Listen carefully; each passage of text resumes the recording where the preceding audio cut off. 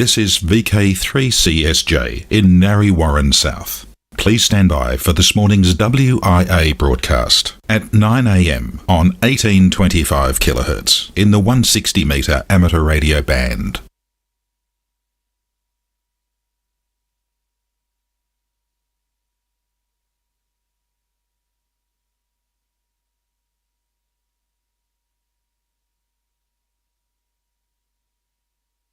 This national news edition originates from VK1WIA and is rebroadcast throughout Australia and around the world under a common licence published on the WIA website.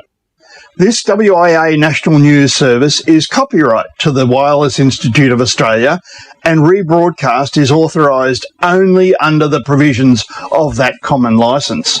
WIA Director and Company Secretary Peter Cleave, VK8ZZ. From Australia, this is the Wireless Institute of Australia with the weekly news service. This broadcast is in text, audio and video and is accessed on wia.org.au. In WIA National News this week, although no WIA director, we do have a prospective director stepping up to the mic, and that's Klaus, VK3IU. We also have Amanda, VK1AH, Chair and Secretary of the WIA Education Committee. And as we head into the first chapter of WIA National News for the first broadcast of this year, a reminder of the Summer VHF-UHF Field Day. Contest Manager Roger Harrison, VK2ZRH, advises that the contest closes at 0059 UTC today. Now, as per the past two field days, the deadline for uploading logs to the online VK log checker is Sunday the 18th of January. That's 2 weeks away. And Roger says, Happy New Year to all participants and best wishes in the contest, which closes today, Sunday, at 0059 UTC.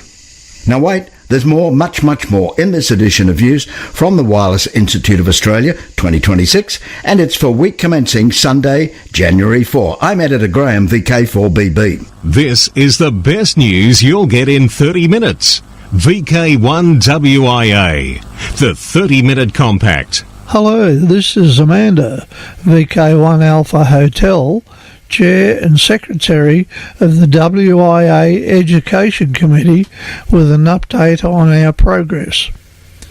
We've completed our first tasking from the WIA board to review all of the ACMA syllabi for amateur radio qualifications and provided the results to the board.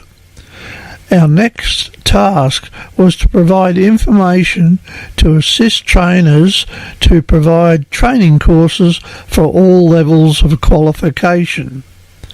However, before that commenced, we needed to know what the expectations of our volunteer trainers were, who are a mix of experienced operators, individuals with educational, professional and industry qualifications.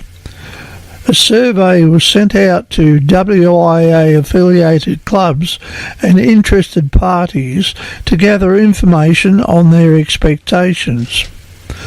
The overwhelming request was to provide lesson plans based on the current ACMA syllabi.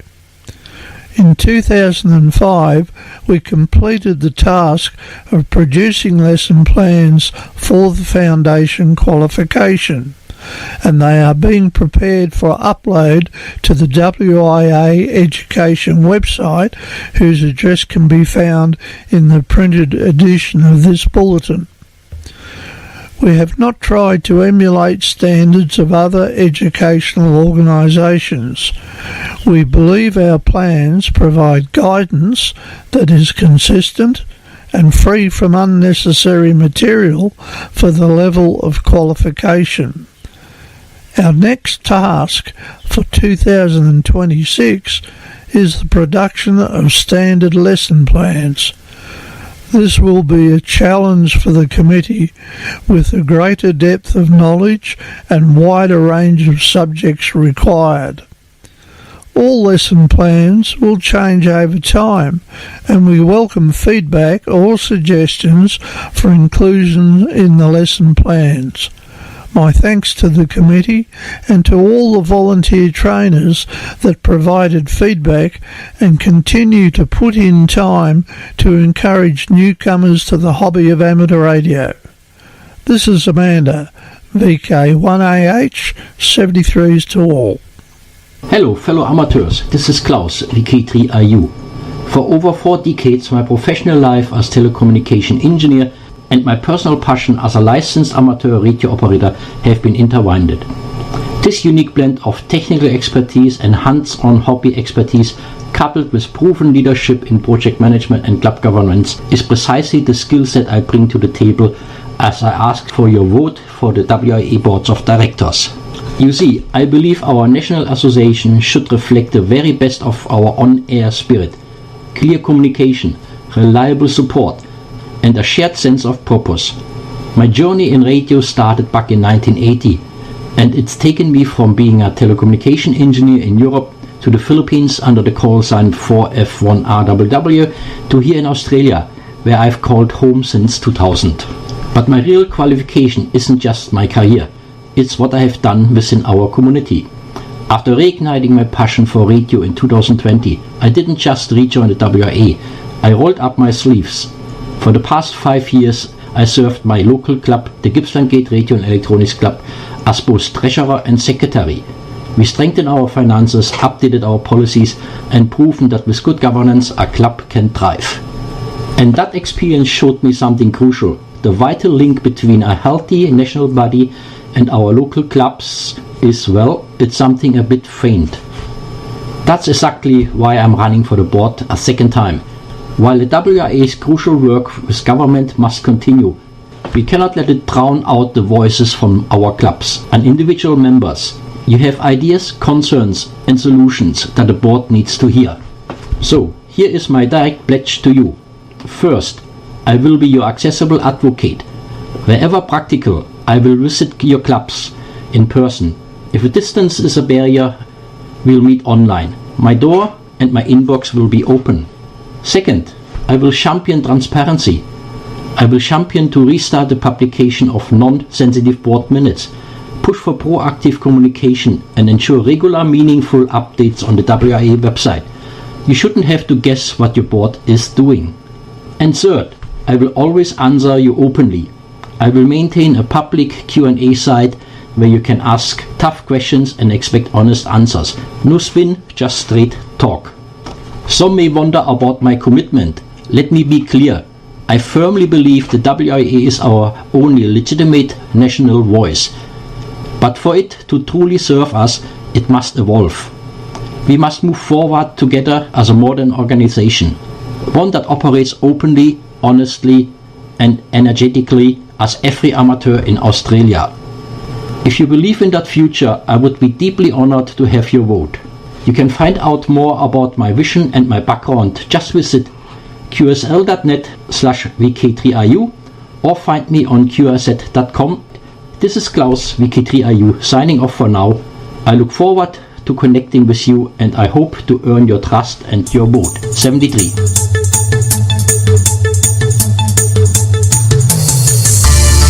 From here, there and everywhere, you've tuned to the Wireless Institute of Australia's National News Service. We are VK1WIA. Now with international news, Jason, VK2LAW. Hello. First up to the UK, the National Trust is marking the 125th anniversary of the Lizard Wireless Station, the clifftop site that helped transform global communication, with a month of special on-air activity and public openings throughout January. The historic building, perched above the Atlantic at Britain's most southerly point, first opened on January 1, 1901. Becoming one of the world's earliest commercial wireless telegraphy stations and enabling ships up to 80 miles away to communicate with land for the first time. Just weeks later, on January 23, 1901, the station achieved a groundbreaking feat, receiving a wireless signal sent from St Catherine's Point on the Isle of Wight, conclusive proof that radio waves could follow the curvature of the Earth. The breakthrough paved the way for Guglielmo Marconi's landmark transatlantic transmission from Poldhu later that same year, establishing the foundations of long-distance radio communication. Today the site remains a living piece of radio history, cared for by the National Trust and run by dedicated volunteers. The station still operates as an amateur radio hub, connecting visitors and radio enthusiasts with the very landscape where pioneering experiments once took place. Thomas Morgan is asking County Hall for permission to erect a freestanding mast at the rear of Romaldor, his home in the north of Wroxall, next to the Isle of Wight National Landscape. The Radio Society of Great Britain, the national group representing amateur radio operators, and which Mr. Morgan is a member, has written in support of his application. Its letter to the council said the applicant is properly licensed by the government's communications services regulator Ofcom. From the earliest days of radio, amateurs have been in the forefront of developing the use of the radio spectrum, it said.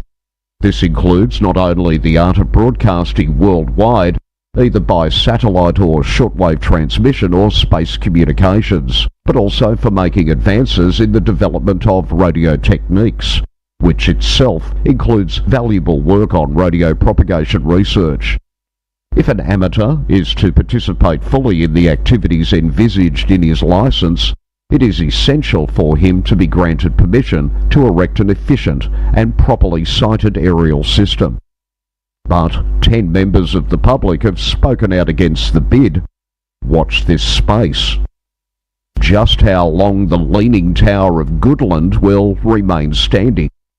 This long-time AM station in northwest Kansas is off the air after wind gusts exceeding 80 miles an hour left its tower leaning.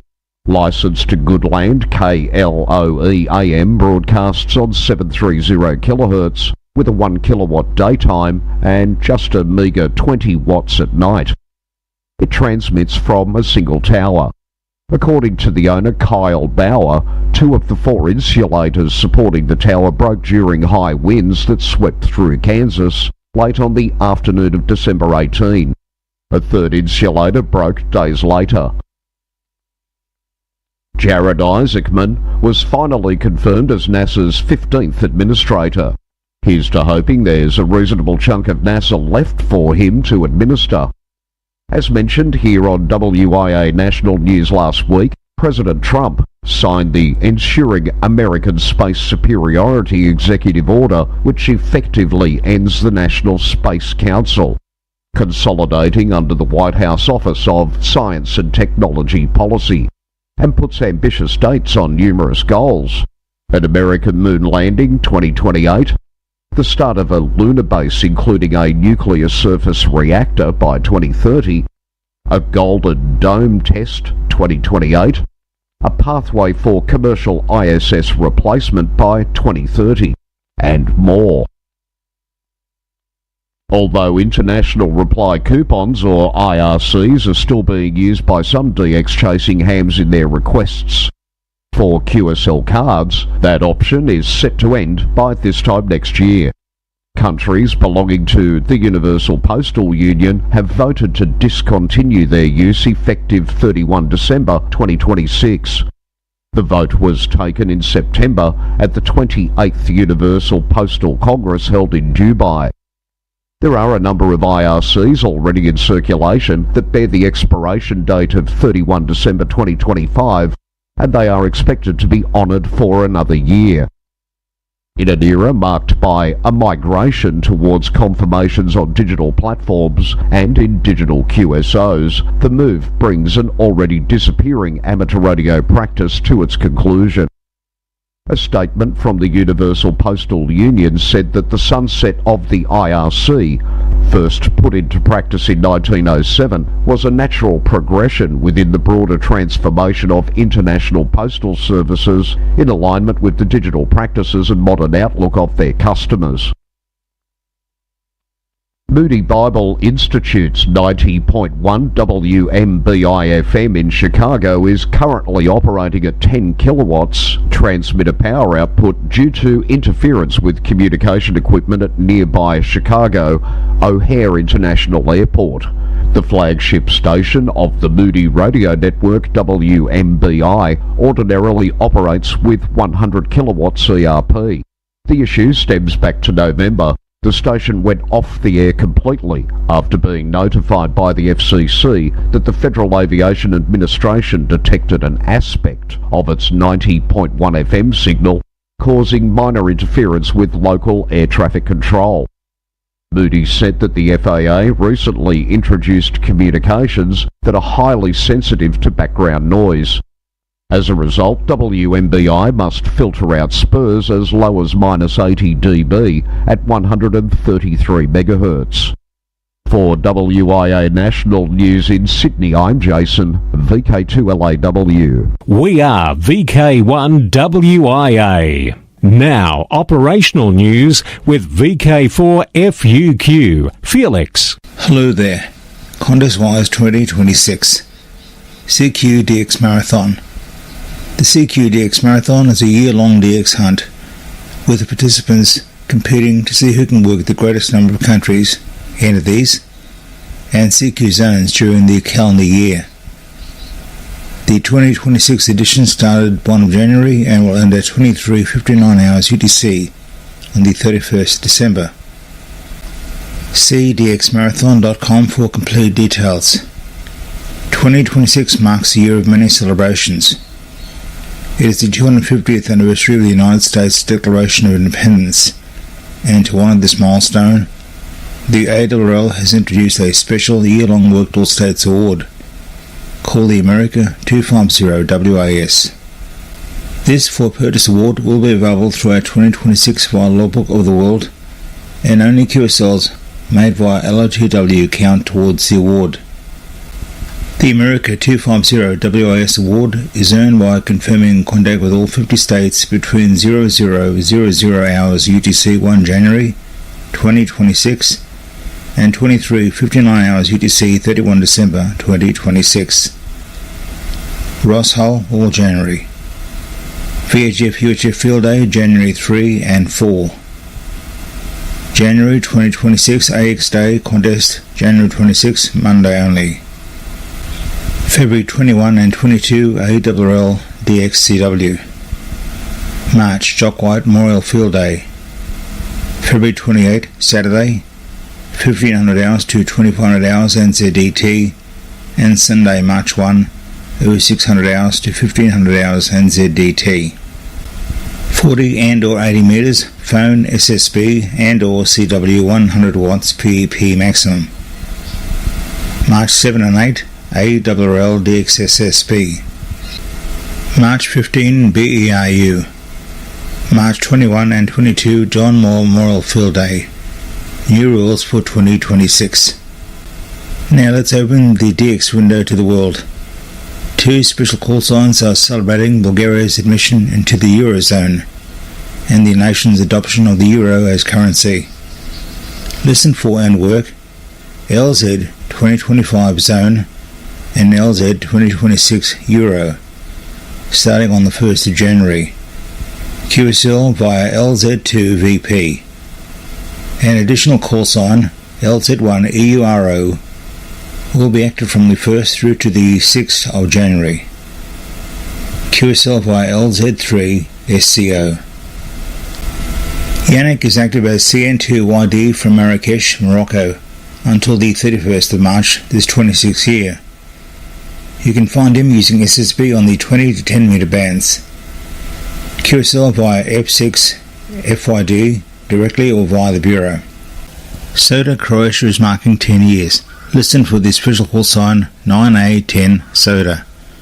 The call sign is on the air through to 30 September 2026. ZL100C is the call sign celebrating the centenary of NZART, the New Zealand Association of Radio Transmitters, which was formed on 16 August 1926. The call sign is valid until 6 August 2026. QSL via the Bureau and LOTW. For WIA National News, I'm Felix, VK4FUQ Inningham.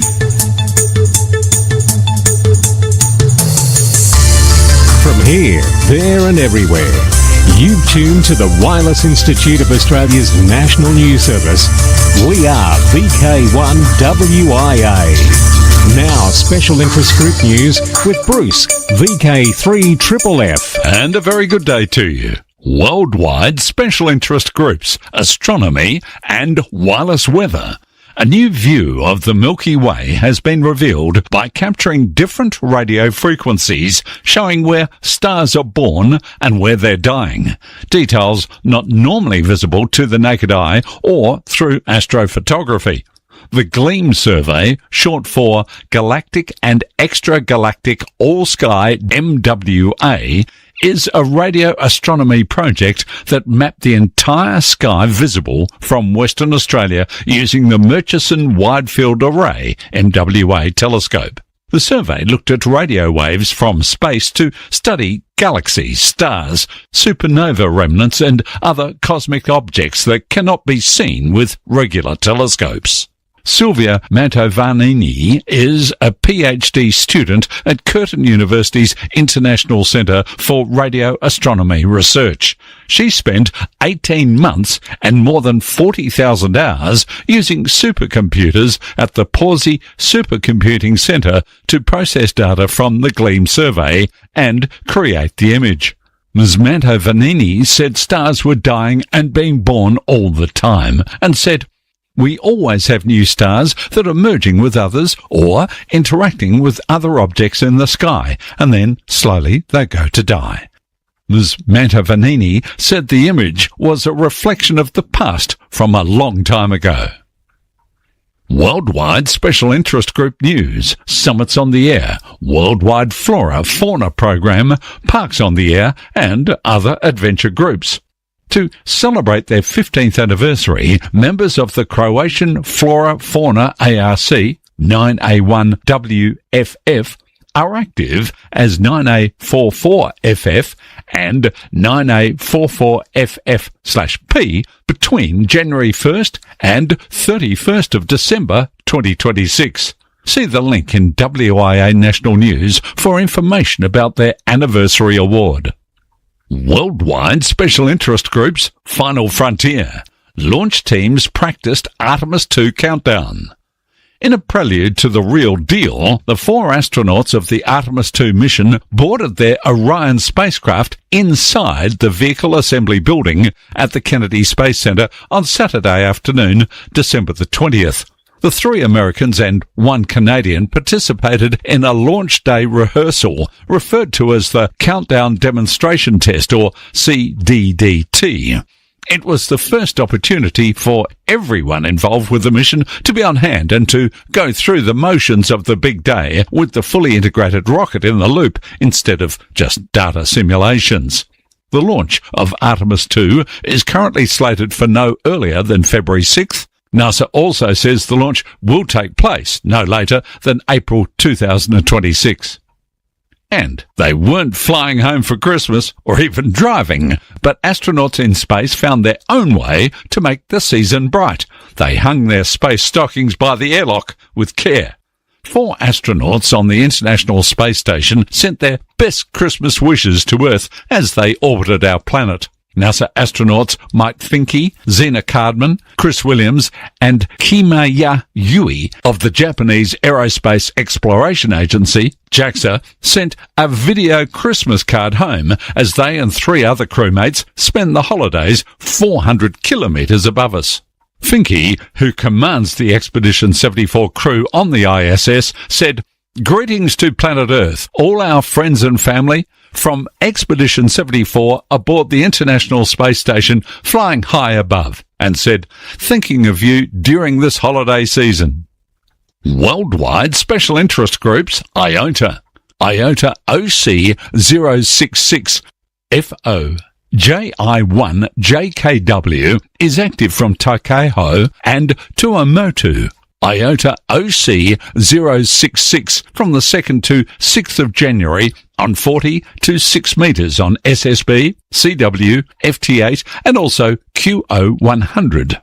The Tuamotu Archipelago, or the Tuamotu Islands, are a French-Polynesian chain of just under 80 islands and atolls in the southern Pacific Ocean. They constitute the largest chain of atolls in the world, extending over an area roughly the size of Western Europe. Their combined land area is 850 square kilometres.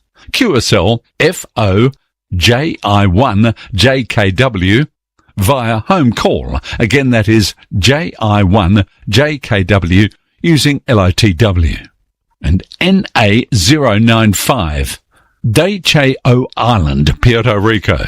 A landmark de-expedition to Dechao Island, call area KP5 in IOTA number NA095, currently ranked as the 14th most wanted DXCC entity worldwide, is located approximately 13 miles off the west coast of Puerto Rico, and Dechao Island has not been activated since 2009. This operation represents the first Puerto Rican-led de-expedition to Dechao in 48 years. Deployment window for this de-expedition is January 12th to 14th, weather permitting. Once deployed, the de-expedition is expected to remain QRV for approximately 30 days on NA095.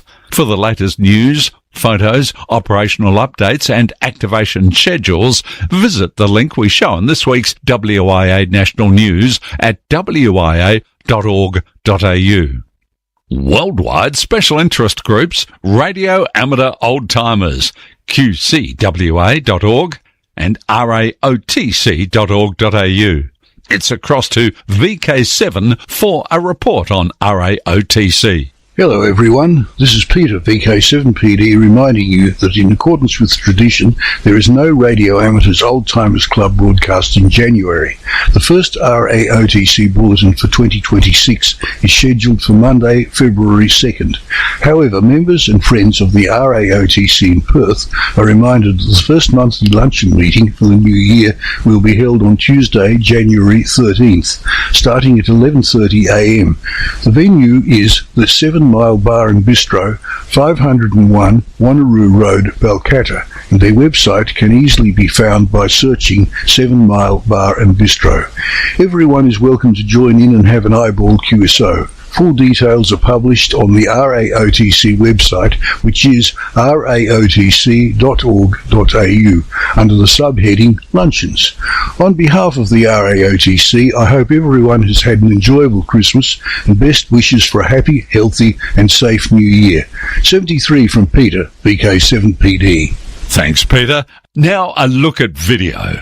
AMSAT Francophone has posted information about an SSTV event sponsored by Space Pi, which is transmitting SSTV images from the UMKA-1 or RS-40S CubeSat, now until the later portion of January. Space Pi is a research and educational project connecting scholars, students, universities and private companies. Space Pi allows students to learn how to design small satellites, create a payload and carry out a space experiment. Scholars study space data receiving systems and in-orbit satellite control technologies. Those looking to receive images can point their antennas at the UMKA-1 RS-40S CubeSat and tune their receivers to 437.625 MHz. Look for these SSTV images in Robot 36 format. Transmitted images will include children's drawings with additional imagery to follow early in January. I'm Bruce, VK3FFF from sunny Bendigo, wishing you a great 2026. This is VK1WIA. All points of contacts from today's news stories are to be found in print when you read the web editions, www.wia.org.au. It's a 2026 date. Remember, clubs are welcome to email text with their audio for this section. Just email the text and the audio to nationalnews@wia.org.au. Now, the social scene 2026. It's a huge car boot sale and barbecue in the Queen's Domain compound from 11am Sunday, January 18. In VK3, the Ballarat Amateur Radio Group's Hamvention, Sunday, Feb 1. VK6, Pargfest, Manura Bowling Club, February 7 at 9am. VK4 are holding Redfest, Deception Bay North State School, 9am, April 11. And for all of VK, the WIA AGM, May 2 at 2pm, Albury and VK2, couples with the ICOM VK Summit 2026, also somewhere in Albury, May 2 and 3. Now till next we meet, I'm Graham, VK4BB. Have a great new year and walk softly.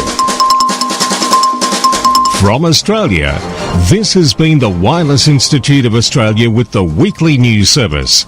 This broadcast is in text, audio and video and is accessed on wia.org.au. Courtesy of Bevan, VK5 BD's ATV and YouTube channel, this has been WIA National News. We're back now, live and local, and your voice, your callbacks. And don't forget, tick like.